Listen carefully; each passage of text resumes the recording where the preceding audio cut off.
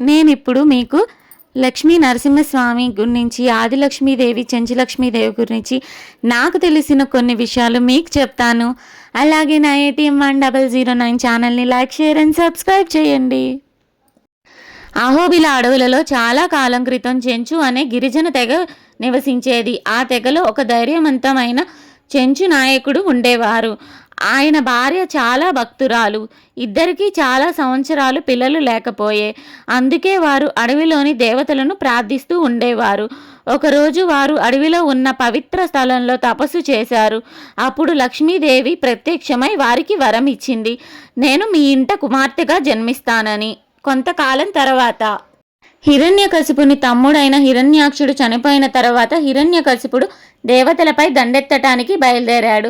ఈ విషయం తెలుసుకున్న నారద మహాముని వైకుంఠానికి వెళ్ళి జరిగిన సంఘటన విష్ణుమూర్తికి, లక్ష్మీదేవికి చెప్తాడు.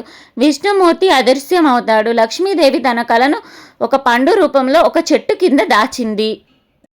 కొంతకాలం తర్వాత చెంచు దంపతులకు ఆ ఫలం దొరుకుతుంది. వారు ఆ ఫలాన్ని సేవిస్తారు. వారికి ఒక అందమైన అమ్మాయి పుట్టింది. ఆమె పేరు చెంచులక్ష్మి అని పెట్టారు. చెంచులక్ష్మి చిన్నప్పటి నుంచే చాలా ధైర్యంగా ఉండేది. అడవిలో జంతువులకు భయపడకుండా తిరిగేది. బిల్లు, బాణం వంటివి నేర్చుకుంది. తెగ ప్రజలను కాపాడేది.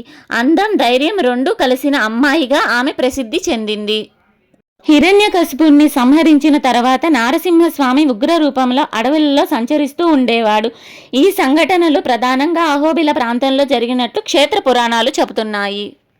దేవతలు ఆయనను శాంతింపచేయలేక భయపడిపోయారు. అప్పుడు ఆయన సహధర్మచారిణి అయిన లక్ష్మీదేవి వచ్చి స్వామిని శాంతింపచేయటానికి ప్రయత్నించింది. కానీ లక్ష్మీదేవి కళ లేకపోవడంతో ఆమె వల్ల కూడా కాలేదు. కానీ అలాగే స్వామి ఆ ఉగ్ర రూపంలోనే అడవులలో సంచరిస్తూ ఉన్నారు.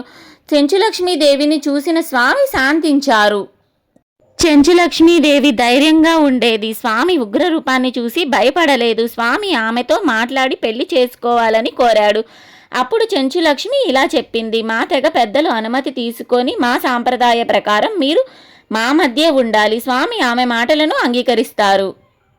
చెంచు తెగ పెద్దలు నారసింహస్వామిని పరీక్షించారు. వేటాడటం, అడవులలో జీవించటం వంటి పరీక్షలు పెట్టారు.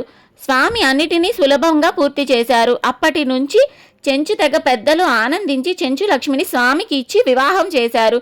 ఈ కారణంగా అహోబిల ప్రాంతంలో చెంచు తెగల వారు నారసింహస్వామిని తమ అల్లుడిగా భావిస్తారు.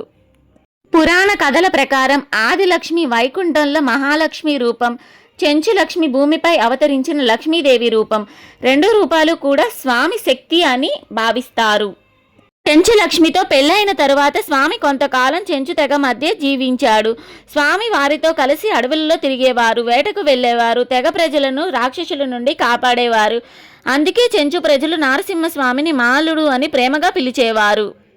ఈ వార్త వైకుంఠానికి చేరింది. అక్కడ ఉన్న లక్ష్మీదేవి స్వామిని చూడటానికి భూమి మీదకు వచ్చింది. ఆమె వచ్చి చూసేసరికి స్వామి చెంచులక్ష్మితో ఆనందంగా ఉన్నాడు.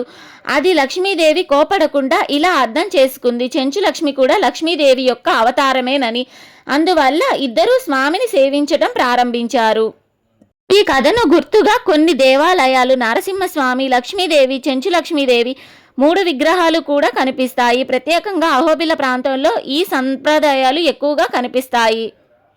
ఈ కథ భక్తులకు ఒక ముఖ్యమైన భావాన్ని చెబుతుంది.